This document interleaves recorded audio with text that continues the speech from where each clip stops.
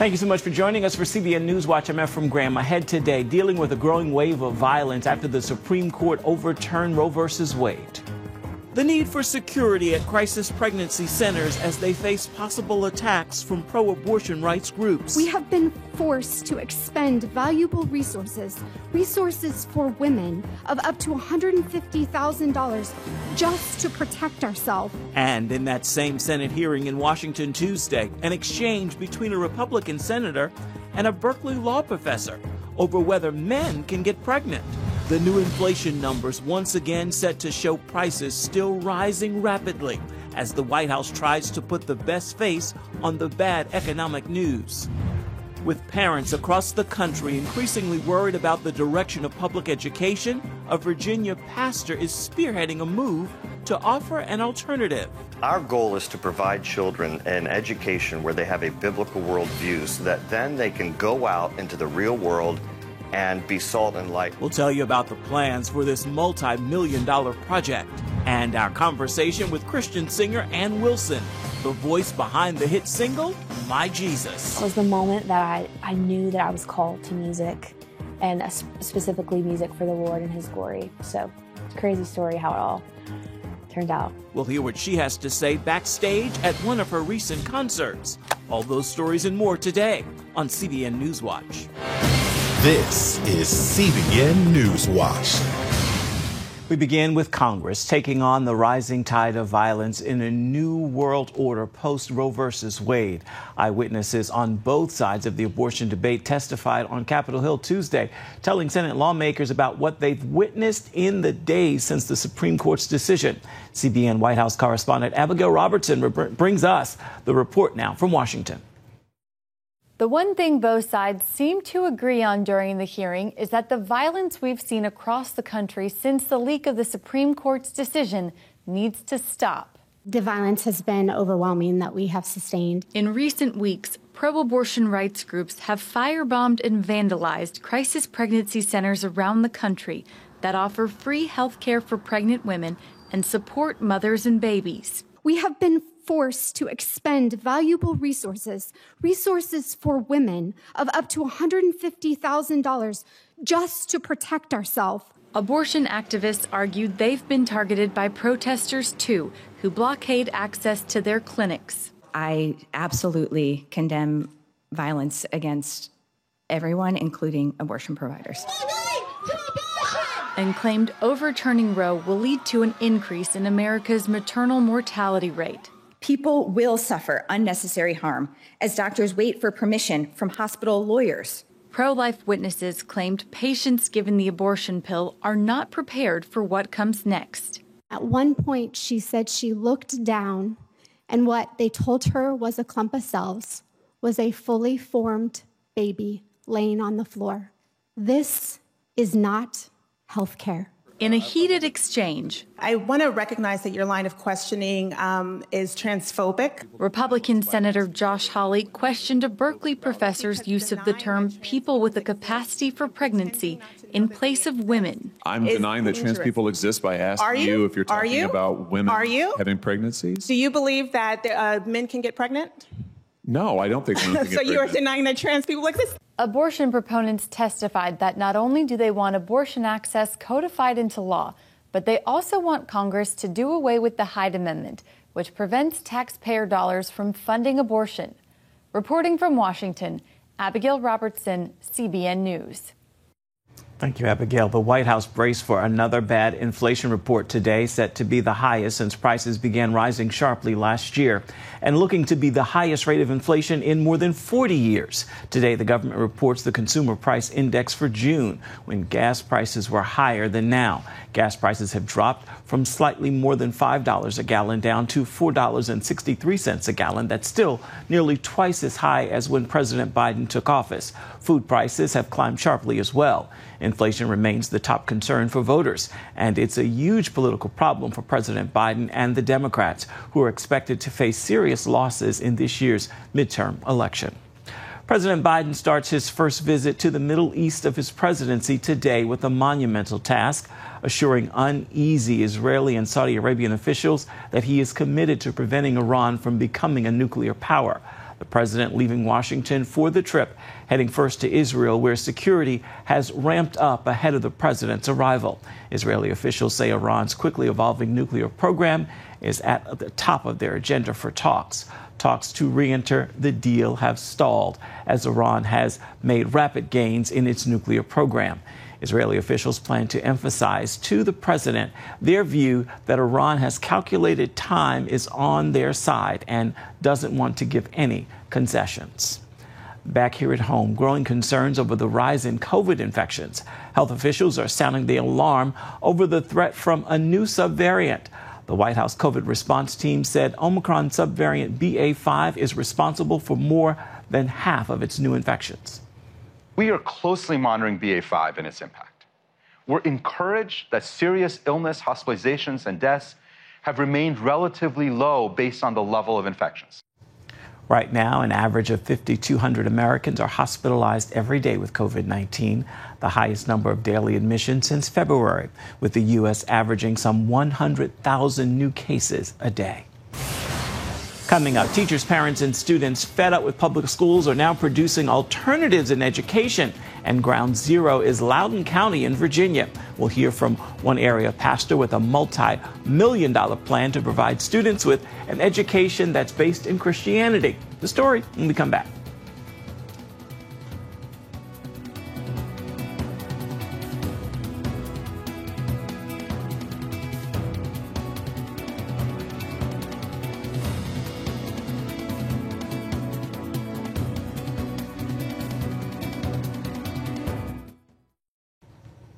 Parents are growing increasingly concerned over public education. One poll showed 82% of voters would cross party lines over the issue.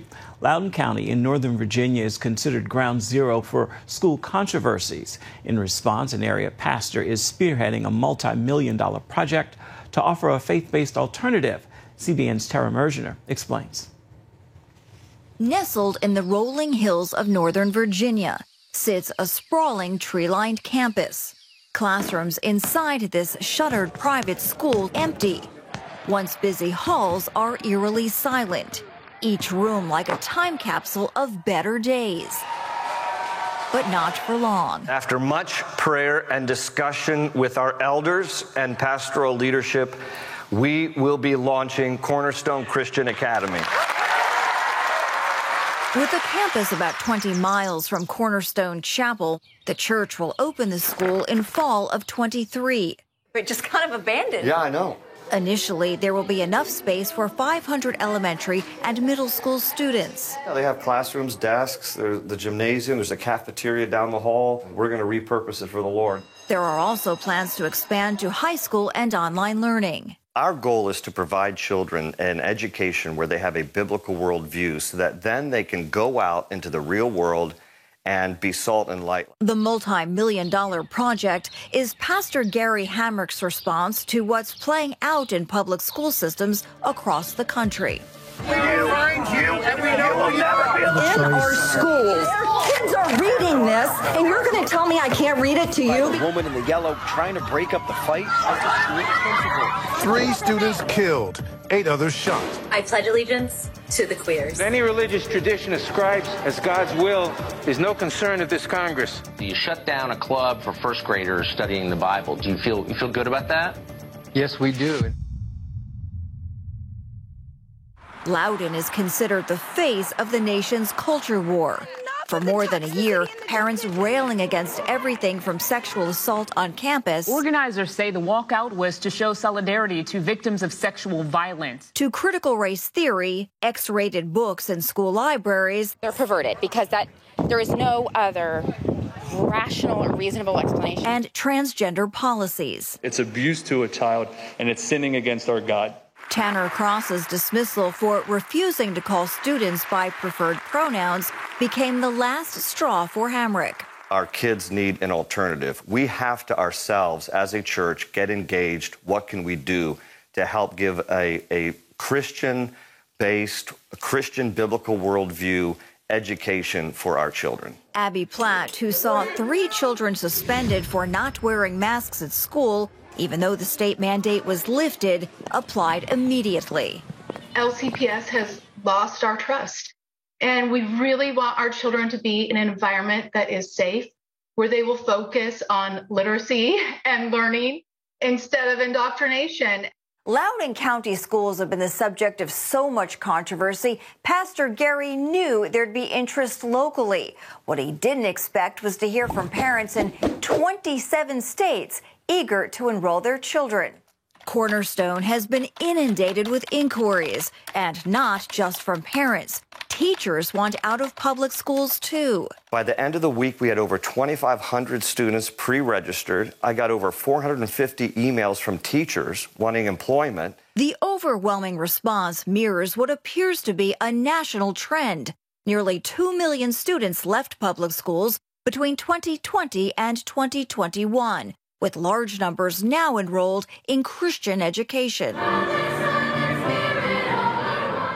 Before the pandemic, many Christian schools struggled with low enrollment. Now there are waiting lists. One of the things that came out of COVID was parents were looking over the shoulder of their kids as they were taking online classes and realizing some of this stuff that's being taught is against their own values, even if they weren't Christians. E. Ray Moore, founder of the Conservative Christian Education Initiative, calls it a once-in-a-100-year moment. It awakened in people, many Christians in churches and some pastors, the desire and the recognition that it's our responsibility to provide the Christian education of our children, not the government. The Association of Christian Schools International, one of the country's largest networks, has seen double-digit growth since the pandemic hit.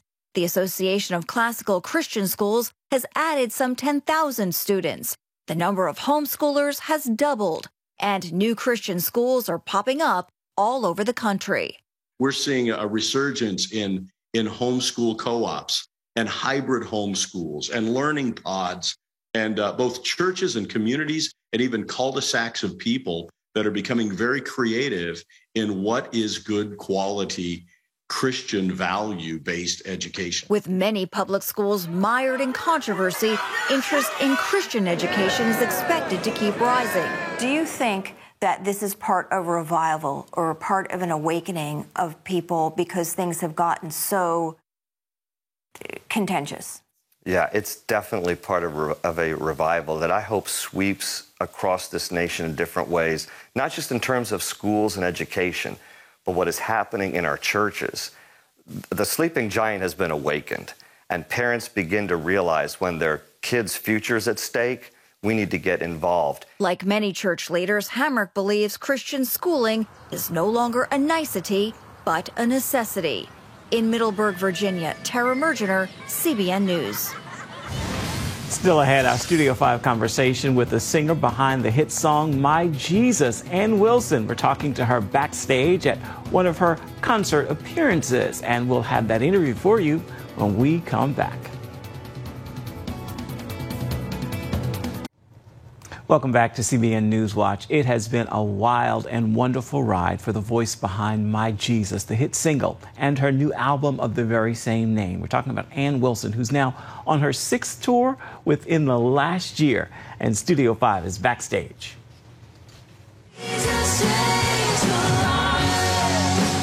You just received 2 Kayla Fan Awards, correct? And the winner of Female Artist of the Year is Ann Wilson. All glory goes to God. Thank you guys so much. Thank you all. Yeah, I did win two Kayla Fan Awards. That was insane. And the winner of this year's breakout single is Ann Wilson, My Jesus. I remember when I wrote My Jesus and just having this moment of realizing that this song was going to impact so many people. Literally, you were not even thinking of a career in singing? Not at all. What were you thinking to do? I wanted to be an astronaut and work for NASA. I just had this really deep love for space, and I wanted to explore God's creation on a whole new level. And then in 2017, 5 years ago, my big brother Jacob passed away in a car accident. He was 23 years old. And that was the moment that changed everything. And I realized, I felt like the Lord I realized that there's such a short life that we live here on earth, and the importance of following Jesus and telling people about him and his love. And I never wanted someone to have to lose a loved one and know that they didn't go to heaven. And that was such a heavy weight. That was the moment that I knew that I was called to music, and specifically music for the Lord and his glory. So it's a crazy story how it all turned out. Are you past the point of weary?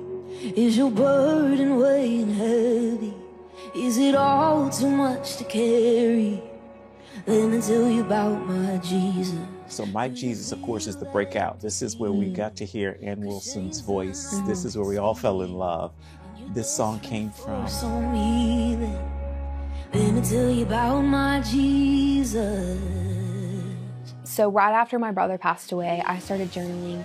I would write down the date, and I would write down at the end of each day that God got me through another day. I wanted to prove to myself that I was going to survive the tragedy, because there were a lot of days, I'm sure for those listening, like if you've lost a loved one or you've gone through anything that's just really hard, there's times where you just want to give up completely. And there were so many days where I just wanted to give up and go to heaven and be with Jesus and Jacob. But I would find myself that in those moments of wanting to give up, choosing not to give up was so important. Rises up from an empty grave. Ain't no sinner that he can't save. Let me tell you about my Jesus. I noticed that I had only referred to the Lord as my Jesus. Like, you would never find thank you God for today, or thank you Lord, whatever. It was thank you my Jesus, or I love you my Jesus. And I just remember like having this moment of realizing, why is it that I've only ever written my Jesus? And I felt the Lord speak to me and say, it's because it's the truth, and you are mine and I am yours, and we have a personal relationship. And I realized that out of a personal relationship with Jesus is what flows everything else. Hallelujah, let my Jesus change my life. So the album is naturally called My Jesus, yes, right? Yeah. You could tell me sort of the story behind it and your thoughts on the song real quick. Every one of those Sunday sermons, every time that choir would sing, I could hear my Savior calling, telling me how much he loves me. Sunday sermons? Yeah, so Sunday Sermons is my current radio single. It all started with heart stirring, spirit moving Sunday sermons. Sunday Sermons was just written as kind of a reminder to people that you're planting seeds along the way. Like, if you're raising your kids in church, keep doing it, because the Lord has a plan for that. He's going to use that. And for me, it was just felt like the right next song and the right next single. And I love kind of the country aspect of it. It's something that we've never done before. It all started with heart stirring, spirit moving Sunday sermons. So you're singing. Where does actually songwriting then come into this? I don't even know if I've ever shared this, but me and my sister actually wrote a song together about just the grief of losing our brother. And I guess that was our first song we'd ever written. Writing was actually something that didn't come easy to me. I feel like most artists that do music, writing's like their favorite thing ever, and they're super good at it and passionate at it. But I never really was until just over the past couple years. And so that's kind of how it just started slowly, getting developed into the writing scene. And then now it's pretty much all I do, and I love it now, and it's so fun. But definitely was something that I had to kind of work at and get better at. What was your relationship like with your brother? One thing about Jacob was he had this perspective on people that I've never met anyone else that's ever had this. But I'd be having a hard day, or someone would frustrate me, and I'd be like, hey, this person did this and that. And he would always say, Ann, we have no idea what they're walking through in their life. Like, we're not to judge, we're not to talk bad about people. And I just remember that really impacting me, and it still does to this day, of knowing that to love people like Jesus loves, to be kind to people like he's kind to others. What do you think he would say about what God has done with you and through you right now? I just know within my heart that he would be so proud and excited. And I fully believe that he's in the great cloud of witnesses, and that he's able to see everything that's going on. And I know that he's watching over me. Ann's album, My Jesus, is available right now. We'll have more from Ann Wilson on tonight's Studio 5. We're also getting life lessons from musical educator who's affectionately known as Mr. Fall, and actor Zachary Levi shares why he almost said no to what's now his most celebrated film role. You can catch Studio 5 tonight at 8:30 Eastern. You'll find it on the CBN News Channel, or you can also find it on the CBN News app. Coming up, a good report on the condition of megachurch pastor John Gray, who was admitted to the critical care unit of a hospital with a serious health condition. But now his wife says things are looking a bit better. We'll have more on what she had to say when we come back. Stay with us. John Gray, the pastor of Relentless Church, a mega church in Greenville, South Carolina, is doing better after he was admitted to the critical care unit of a hospital suffering from a saddle pulmonary embolism with additional blood clots in his lungs. A saddle pulmonary embolism sits in the main artery of the lungs and has a high risk of blocking blood flow to the lungs. It can lead to heart failure or death, although the overwhelming majority of people who have it do survive. Gray's wife, Aventer, posted an update on Instagram late Monday announcing his leg clot was gone and thanking people for their prayers and outpouring of love, saying, please continue. You can get the details on this story, the full details and updates at CBNNews.com. Time now for your Wednesday word, and today's word is consistent. With that, I encourage you to be just that. Stay the course, don't quit. The benefits of your change can only be seen after you become consistent in the work that needs to be done. You see that play out in the fitness world when it comes to building physical muscle. Well, the same is true in the spirit. So stay the course, be consistent, wait patiently, and watch the change come. That is going to do it for this edition of CBN NewsWatch. I want to remind you, you can always get more of our programs on the CBN News Channel. You can also find them online, CBNNews.com. You can find them in both places at any time. We'd love to know what you think about the stories you've seen here today or any day. You can email us. The address is right there at the bottom of the screen, newswatch@cbn.com. And of course, you can reach out and touch us on Facebook, Twitter, and Instagram. We certainly would love to hear from you. Make it a wonderful Wednesday and join us right back here, same time tomorrow. Goodbye. God bless.